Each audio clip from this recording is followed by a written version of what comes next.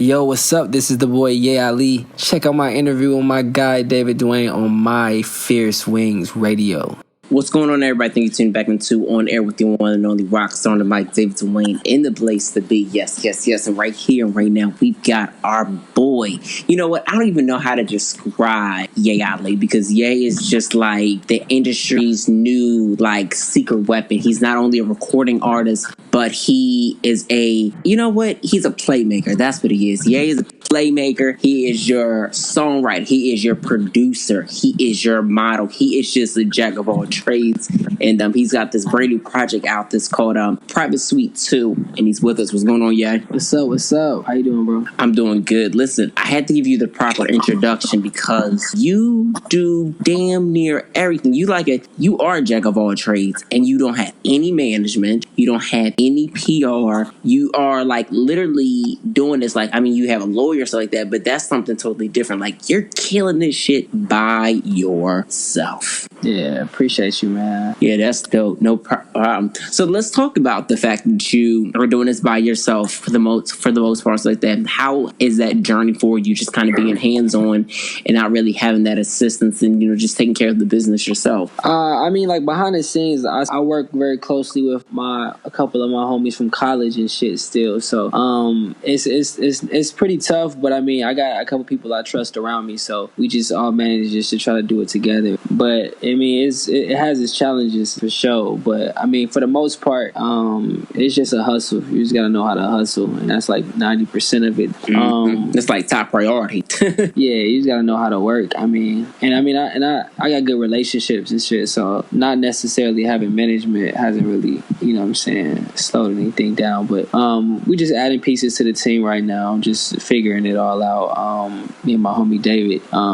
So yeah, I mean, it's cool because I mean, at least I got somebody I fuck with from day one. Exactly, and that's an important thing to have, like, kind of going along in this business. Like, you can't have like nobody that you can call on if you need them. So that's a really good thing. Being the fact that you have these good relationships, how did music all start for you? Like, how did you get involved where you are to this point now? Just in case for people who aren't too familiar, but your name is buzzing around, so they got to be a little bit familiar. Yeah, shit. Just the internet, like Twitter. It's really Twitter. People would see me tweet shit, and then it just kind of led to them checking out the music. Yeah, so I say Twitter was a big influence because I was in school and just like popping on Twitter, so that helped. I just say the internet. I was already just doing other shit, designing clothes and shit like that, so people were already kind of fucking with me. But it took a minute to get them to check out the music, or at least to take it seriously, because they just knew me for something other than the music. So that was kind of difficult. People taking my tweets and like making them into captions or like copy and pasting it. That helped a lot because people would tag me in it or like screenshot it to me just to let me know who was posting what. So that helped a lot just to spread certain phrases and tweets that I would say that would lead people back to me. So yeah, a lot of that, people just taking it for their own, but then people recognizing it was mine. So pretty much really having that that social media engagement, which a lot of artists do not have any. Some are trying to figure out, hey, how can we get the engagement going? And that's a big thing. People kind of look down upon Twitter and like, oh, man, please, I ain't getting on Twitter. I ain't have no Twitter. But it's like, Twitter is a really good platform, like, especially if you're promoting like projects that you're involved with, not even just your own projects. Like, right, it's like a major thing. And I look at, just like when I interview artists, I'm like, this person got Twitter, so I need to promote this shit, I need to add you and shit like that. But when I don't see it, I'm like, bruh, they missed a whole market. Yeah, man. And how important would you say it is for you to have, being that you do a lot of different things, it is to have these different social platforms? Because that's a big thing that you run into nowadays, that some artists or talents don't have SoundCloud, but there are these alleged singers, but they can sing though, but they just have Twitter, or they just have the one thing. Yeah, I mean, it's all up to the person. None of this shit matters that much unless you make it matter. I mean, I know some very successful artists who don't have any social media or aren't active on anything. So it just depends on like your market. I know a lot of very successful people who don't use social media at all, but are very well off and are musicians and shit like that. So it just depends on how good your brand is to exist outside of just the Instagram and the Twitter. Some people only might use TikTok or only might use Snapchat, and that might be way better than them using Twitter and Instagram, or they might just use YouTube. So it just depends on, some people like different things. So whatever they're comfortable with, usually, some people only like one platform. So I guess it's what you make it, really. Exactly. Yeah. So now let's talk about this amazing project that you have out, and this single My Way that you have a video to, which is already at 9.8 views, almost at 10K. Like, that's freaking crazy within like 2 months. And a lot of people don't get those type of views that type of quick. And just this record in itself, the concept, it's very sensual, it's very honest, it's very truthful. What was the inspiration behind this record? That's a good question. I mean, just a simple question, just to a significant other, somebody you're interested in, like just being frustrated. I don't know. I really don't think about my songs too much. Right. You know what I'm saying? If I release it, that means I fuck with it. So I mean, I guess it's open to interpretation. I really don't. I don't know. I haven't even personally listened to the song many times after recording it. So it's really, yeah. So it's just, the fans will tell me more than I can tell them. It's just, I just feel like I like the song and I put it out. I only really think about stuff when I'm doing it for other people. I don't really worry about it too much if it's just like my song. So when it comes to just listening back to certain records, like that, you listen to it just to make sure that it has that perfect critiquing that you need for other artists, or are you just kind of more so for yourself when you review it? You're just like, I said this from a place of honesty first off, so I don't really need to give it so much thought. Yeah, I mean, it just, if I do it in the studio and I listen to it enough times in the studio, then I mean, I just can usually figure out if I fuck with it or not. I make so much music that I don't have time to like listen to everything, so I usually listen to it before the project comes out or some shit like that. I don't really do too much changing and stuff like that. I put very little thought into the creating. It's just more like the actually releasing it is when I take a long time. But creating it, I don't really. I try not to think too much about it, because if I do, I'm not gonna finish the song really. So it's just like very little thought. That's why, like, when I do interviews, it's kind of hard to talk about it, because it's just like some you had to be there type of shit. Because I really don't even know what I was thinking when I was doing it. I just know I liked how it came out mostly. Yeah, and kind of keeping things pure to that moment is a really good thing. And saying, hey, you know what? I like exactly how this was. Keep it very honest. Let's not make those changes, because there are times where artists are like, they listen to it over and over again. They're like, oh man, I got to make this change. And then they just start getting in their head, and it's like, nigga, you ain't even need to make that change. You just needed to keep it true to what it was, into the most pureness. And maybe, okay, like if it's like a hook and you repeat the same goddamn thing and it wasn't, and it's starting to sound like super redundant, because sometimes when you write those hooks, it sounds redundant to the point where it's like, okay, I gotta change at least the hook, and maybe change like a tiny word in the verse, but truthfully keeping it all on what it was originally. Right. Yeah, exactly. So what do you feel like came easier for you once you had started to get your music out? Do you feel like it was the aspect of writing, or do you feel like it was the aspect of vocally? That's like asking a basketball player if like they like dribbling or shooting more. It's just like, it's the same thing. It's just basketball. So like, I really don't compartmentalize it like everybody else does, because it's all music. So yeah, I never really think of it like that. It's just like the process is how the process always has been for me. Only difference is some songs I'll send to other people or somebody else will like. So I just never really thought of it like that. If I think of it like that, I'll never be able to do it, because I'll just be thinking about it how y'all think, or how people think about it. Like, all right, I'm gonna write this like this for somebody. It's like, nah, I just like to write something if you fucking with it.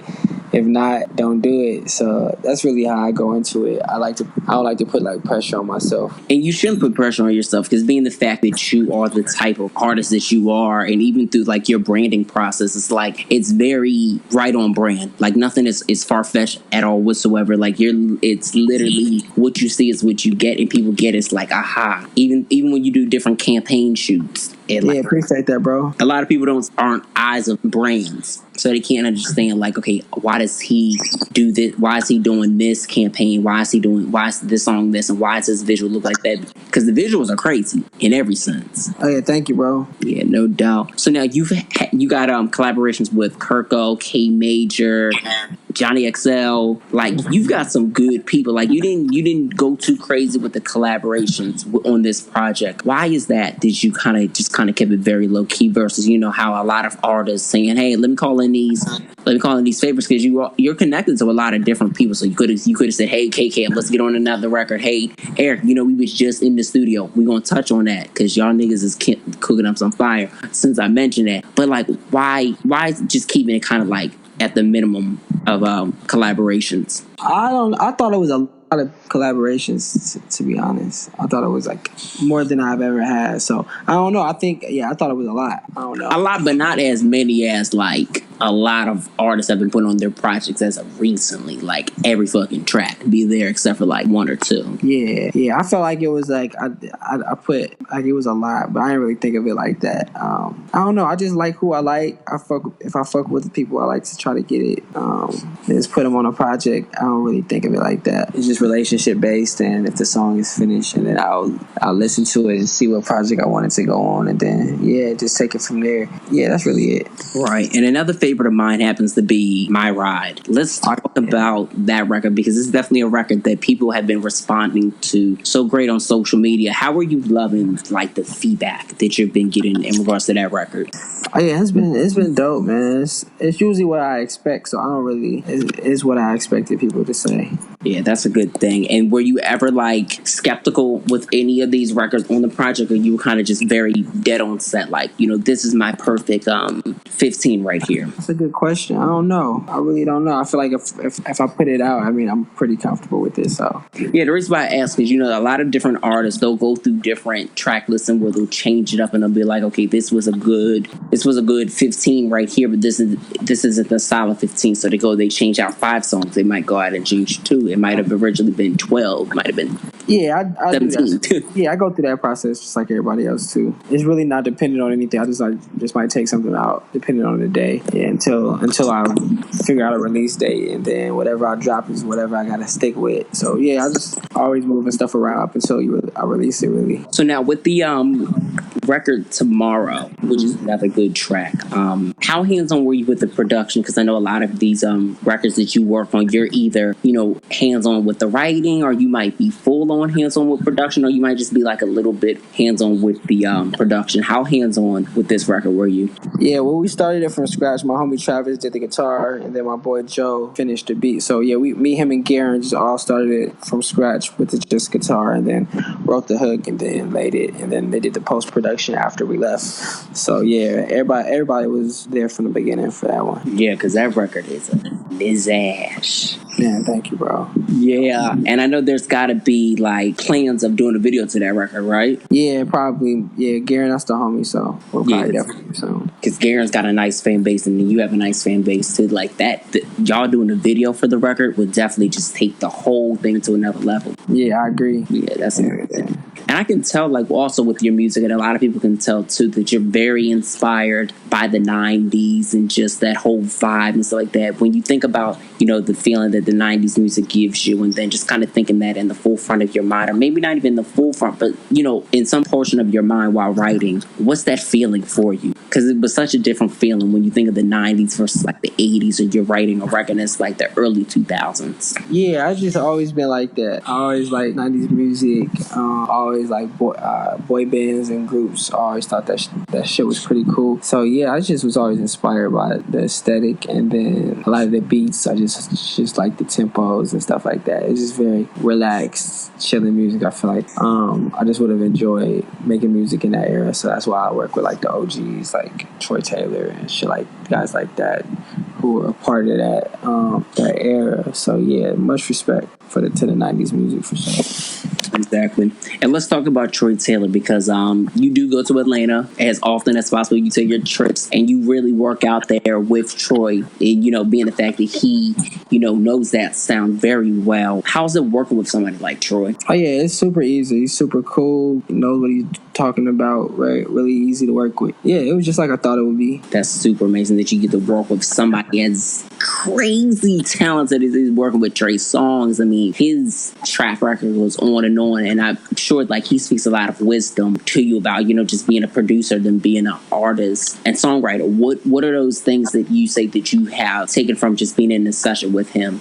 He definitely wants me to be more of an artist instead of like, you know, producing and writing. Even though we do produce together, he wants me to just do more artist stuff and focus on that and get that out a lot. So yeah, it's been dope to get that feedback. Yeah, I can imagine, because like he's just somebody that's constantly been consistent in the business with no stop. So, and you and yourself, since you've started, how many years has it been since like you officially been in the industry? Because honestly, I don't know. It just depends on people count. Right. Yeah, because I mean, you're at a good like success right now, and I'm sure that there are many things that you can say. Okay, this may not necessarily be right. You know, I've got to go further. I've got to push myself. As I know that you probably do, but to be an independent artist and all these different things that you're a part of and that you're doing, it's insane. Man, thank you, dog. Appreciate that. Yeah, so let's also talk about the modeling aspect, because you are getting a lot of followers from your ventures in that regard. How is that, you know, just receiving followers and then just the love from everybody that's responding not only good to your music but to, you know, the art of modeling and photo taking, because that shit ain't easy. Yeah, it's cool. I mean, I don't really think about that too much. It's just like just taking pictures. It's not really much. It's more to do about, I guess, the company or whoever